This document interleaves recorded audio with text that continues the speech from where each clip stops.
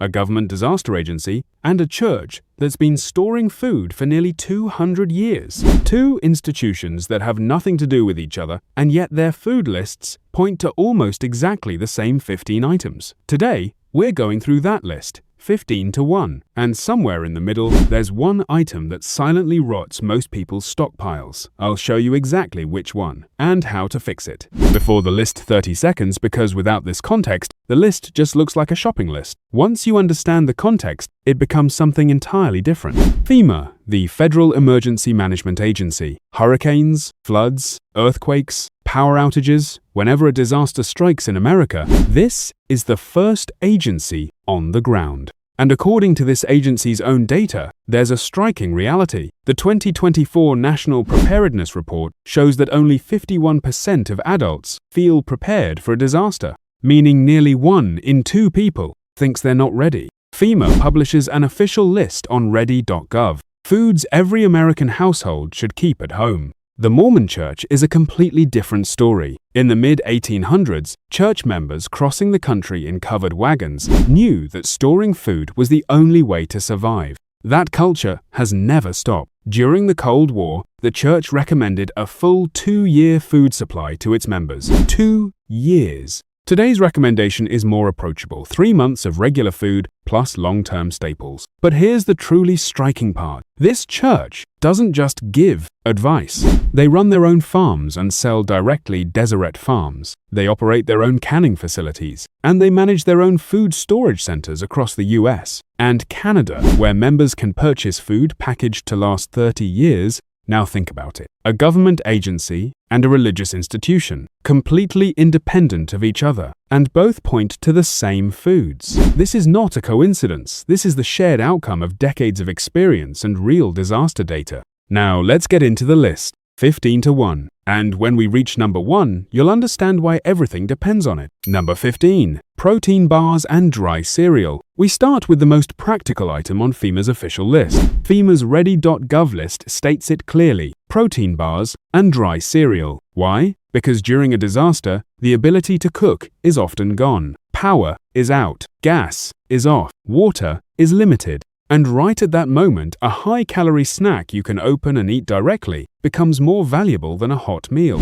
A protein bar averages 200 to 250 calories. A 10-bar box covers most of an adult's daily calorie needs on its own. Shelf life is typically 1 year longer for some brands. Dry cereal follows the same logic. It can be eaten without milk. It's a familiar taste for children, and during a crisis, children's access to familiar food plays a critical role in morale. At Walmart, a large box of protein bars runs $12 to $15. A large box of cereal is $3 to $4. This is the cheapest entry point on the list. But now let's move to the next item, because there's a product on FEMA's list that most people would never think of. Number 14. Peanut butter. One of the few products named specifically on FEMA's official recommendation list, peanut butter. Why does a government agency specifically point to peanut butter? The numbers make the answer clear. 2 tablespoons of peanut butter, approximately 190 calories, 8 grams of protein, and 16 grams of fat. No cooking required. No refrigeration required. Eat it straight from the jar with a spoon. And an unopened jar has a shelf life of up to 2 years. In crisis nutrition, the 3 most critical things are calorie density, protein, and fat. Peanut butter delivers all 3 in a single jar. That's exactly why it's on FEMA's list. At Costco, a 6-pound Kirkland brand peanut butter jar runs about $10 to $12. 96 tablespoons, roughly 1 month of daily use for a family of 4. When you look at cost per calorie, it's one of the most efficient products on any store shelf. The next item is a category both lists emphasize, and here, the number the Mormon Church gives may surprise you. Number 13. Canned meat, fruit, and vegetables. The backbone of FEMA's list, canned food. And the reason is simple: ready to consume without cooking. FEMA's own guide states it directly. Commercially canned food can be eaten straight from the can without heating. In a scenario where electricity is out and water is limited, this quality is invaluable. Canned chicken, canned tuna, canned beans, canned fruit, all can be opened and consumed immediately. Shelf lives are strong. High-acid canned goods tomatoes, fruit, 18 months to 2 years. Low-acid canned goods, meat, vegetables, beans, 2 to 5 years. And studies show these timelines can extend significantly under the right storage conditions. The Mormon Church's approach is more systematic. The church recommends 3 months of regular food to its members, and canned food forms the core of that supply. Critical detail. FEMA specifically adds a manual can opener to its list. An electric opener is useless when the power is out. A $1 manual opener is the only key that unlocks hundreds of dollars worth of canned goods. A storage note: never place cans directly on concrete floors. Concrete draws in moisture, and that moisture starts rusting the bottom of the can. A wooden shelf: a few centimeters of elevation, this simple step extends your can's lifespan by years. And check your shelves every 3 to 4 months. Set aside any bulging or deeply dented cans immediately. FEMA has one more tip that most people don't know. After a flood or water damage, canned goods can be salvaged. Remove the label, disinfect the can in a 1 to 10 bleach solution, then open. That level of detail is in the government guide because it was learned from real disasters. Now we go deep into the Mormon Church's list, and from here on out, you'll be meeting the 30-year number. Number 12. Pasta. The first surprise on the Mormon Church's long-term list: pasta. Most people think of pasta as a product that lasts a few years. According to the church's own published table, the reality is this: properly packaged pasta, spaghetti, or macaroni lasts 30 years. 30 years. A box of pasta you buy today will still be edible in 2056. How is this possible? Through the church's packaging standard. Number 10. Cans. Large cans holding roughly 4 liters are sealed with oxygen absorbers inside. No oxygen, no moisture, no light. Once those 3 enemies are eliminated, dry pasta waits almost indefinitely. The church's annual recommendation per person: 6 number 10 cans of pasta, approximately 21 pounds. You can do the same at home. Mylar bag, oxygen absorber, and dry pasta. Total cost at Walmart: prices under $2 per kilogram. Enough for 30-year confident storage. Pasta has one more strategic advantage: psychology. During a crisis, familiar food makes a measurable difference for morale. Milling wheat and baking bread takes skill. Boiling pasta is something everyone knows how to do. On the family's most stressful day, having a familiar meal on the table in 10 minutes. That's a value that doesn't appear in any nutrition table, but it's real. The next item is the foundation of American breakfast, and the shelf life will surprise you again. Number 11. Oats. The next item on the church's list: oats. The oatmeal sold in the church's own store carries a shelf life of 20 years on the label. Properly packaged oats, stored cool and dry, maintain their nutritional value for 20 years. The church's recommendation table lists 12 number 10 cans of oats per person per year. Oats' strategic value goes beyond shelf life. Preparation requires almost zero energy. Hot water is enough. Fiber content protects the digestive system, a natural shield against the digestive problems caused by dietary changes during a crisis. And half a cup of oats contains about 5 grams of protein. At Walmart, a 10-pound bag of Quaker oats runs $8 to $9, 160 servings, 5 to 6 cents per serving. Packaged in a Mylar bag with an oxygen absorber, that bag delivers 20 years of breakfast security. Now we're at the middle of the list, and from here on, items get increasingly critical. The next item is the only major product on the Mormon Church's list that isn't on FEMA's list. And once you understand why, the logic makes perfect sense. Number 10. Potato flakes. You probably only know this as instant mashed potato. The Mormon Church lists it as a long-term survival food. Why? 3 reasons. First, shelf life, up to 30 years with the church's packaging standard. Second, ease of preparation, just add hot water, ready to eat in minutes. Third, calorie density, extremely lightweight when dry, but transforms into a satisfying carbohydrate source when combined with water. In a disaster scenario, energy conservation becomes more important than almost anything. Dry beans require hours of cooking. Wheat requires milling. Potato flakes require hot water. That difference carries critical importance when fuel is limited. Large can run $3 to $5. The next item: milk.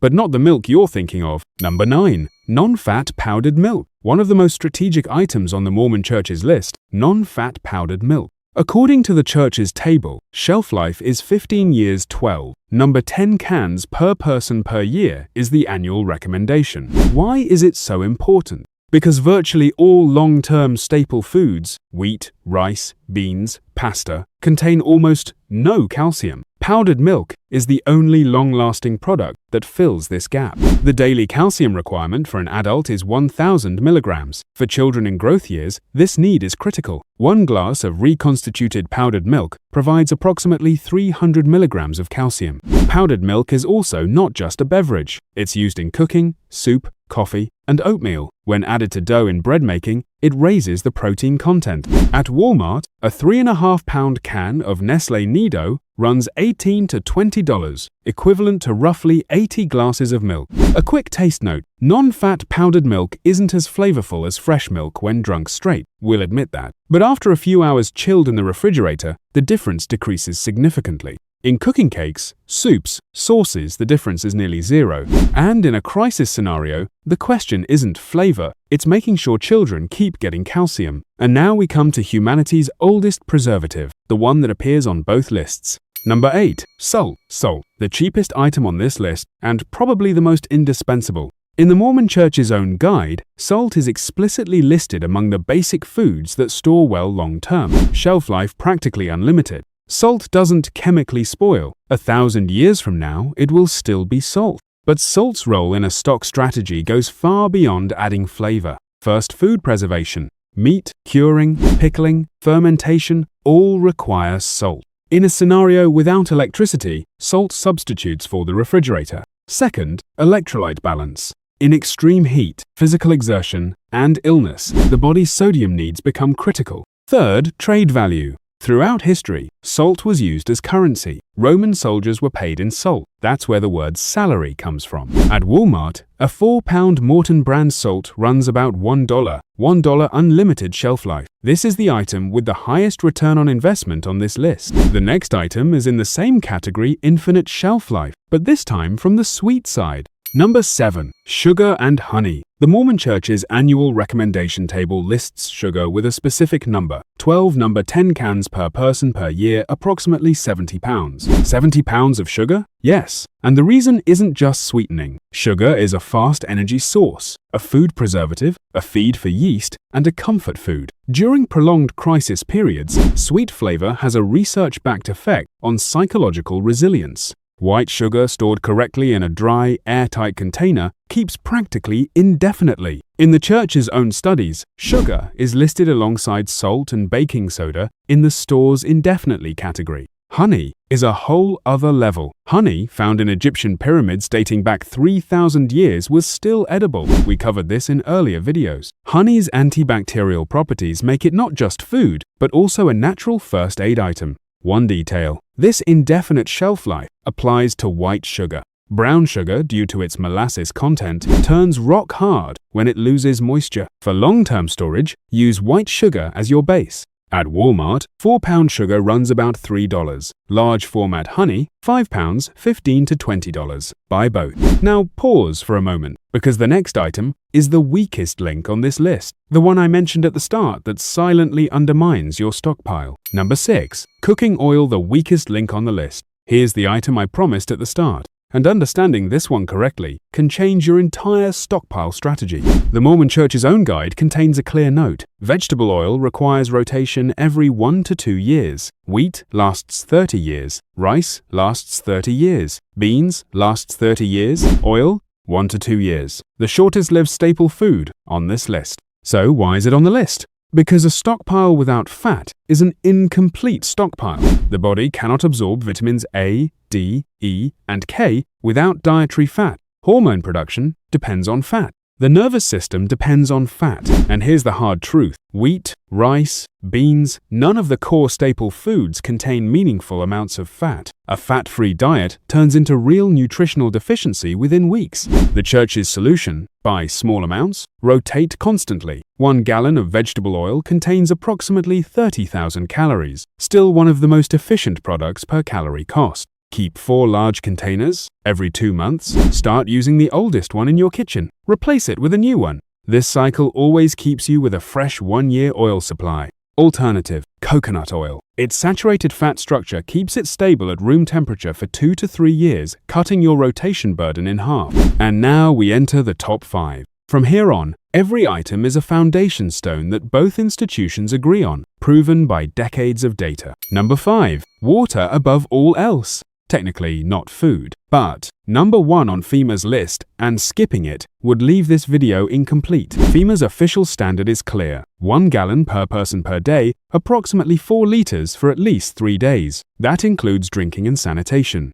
More is recommended in hot climates and for medical needs. Minimum for a family of 4 for 3 days, 12 gallons. But nearly all experts view FEMA's 3-day standard as a baseline. The real recommended target is at least 1 to 2 weeks, because in real disasters, water service restoration usually takes longer than 3 days. The human body can survive weeks without food. Without water, 3 days. That's why in a stockpile strategy, water comes before food. Practical solution: 5-gallon water jugs at Walmart run $10 to $15. Plus, a water purification tablet or portable filter like LifeStraw provides long-term security for around $20. FEMA also has a refrigerator rule, and knowing this is genuinely useful in a disaster, when the power goes out, if you keep the refrigerator door closed, food inside stays safe for approximately 4 hours. The freezer, if full, up to 48 hours. Every time you open the door, you're borrowing from that window. And meat, chicken, fish, eggs that have been above 40 degrees Fahrenheit for more than 2 hours, no debate, throw them out. FEMA's own guide is clear in one sentence: when in doubt, throw it out. Now we come to the final 4, what the Mormon Church calls the survival core, and all 4 carry the same legendary number, 30 years. Number 4, dry beans and legumes. The protein column of the Mormon Church's core list, dry beans. The church's official table, 12 number 10 cans of legumes per person per year, approximately 62 pounds. Beans, lentils, peas, all in this category, and all lasting 30 years when properly packaged.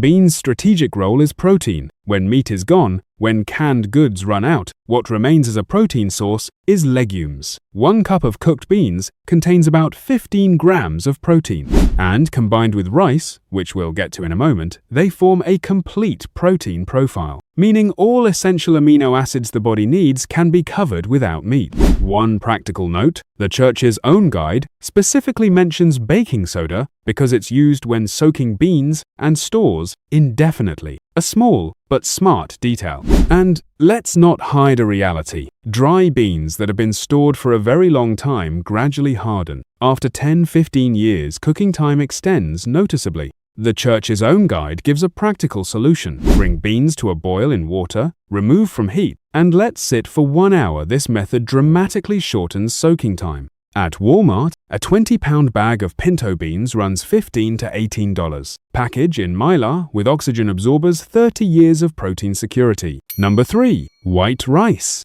Number 3 on the list, and the food that has kept more people alive than any other on earth, white rice. The church's table, 12 number 10 cans per person per year, approximately 65 pounds. Shelf life, 30 years. There's a critical distinction. This figure applies to white rice only. Brown rice, due to the fat in its bran, goes rancid in 6 months to 1 year. The only right choice for long-term storage is white rice. Rice's power is in the numbers. 1 pound of rice is approximately 1,600 calories. A 20-pound bag, 32,000 calories, roughly 16 days of calorie needs for 1 adult. And at Walmart prices, that bag runs $10 to $12. Very few things can compete with rice on cost per calorie. Combined with beans, the complete protein combination we just mentioned, this pair has been the foundational diet of the majority of the world's population for centuries. It's no coincidence that they appear together on the Mormon Church's list.